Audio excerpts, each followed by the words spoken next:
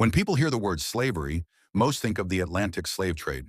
But between the 16th and early 19th centuries, another system of captivity operated along the North African coast, a system known today as Barbary slavery. It was centered in cities like Algiers, Tunis, Tripoli, and Salé, along what Europeans called the Barbary Coast. The region was partly under the control of the Ottoman Empire, though local rulers had significant independence. Privateers, often called Corsairs, sailed from North African ports and attacked European merchant ships in coastal villages. These were not random pirates. Many operated with government approval, keeping a share of captured goods and people. Their most valuable cargo? Human beings. Between the 1500s and early 1800s, historians estimate that up to 1 million or more Europeans were captured. They came from Italy, Spain, Portugal, France, Britain, Ireland, and even Iceland. Some were sailors captured at sea. Others were villagers seized during coastal raids. Entire communities lived in fear of sudden attacks. Captured Europeans were taken to slave markets in North African cities.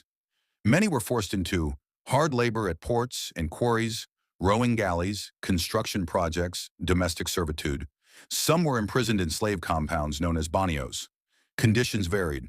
Some captives were ransomed quickly if their families or governments could pay. Others spent years and even decades as in captivity. Some converted to Islam and joined local society. Others never returned home. Unlike plantation slavery in the Americas, ransom was central to Barbary slavery.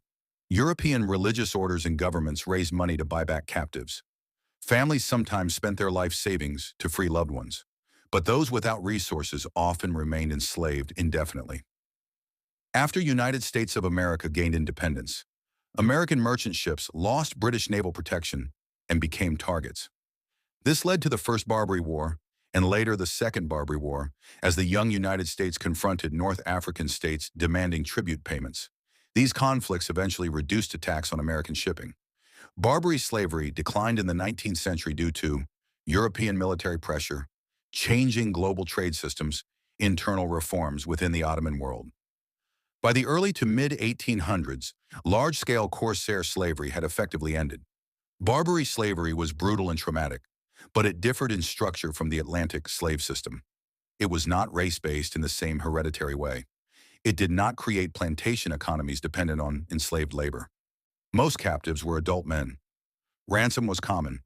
Meanwhile, the transatlantic system forcibly transported around 12 million Africans, creating racialized, hereditary slavery that reshaped entire continents.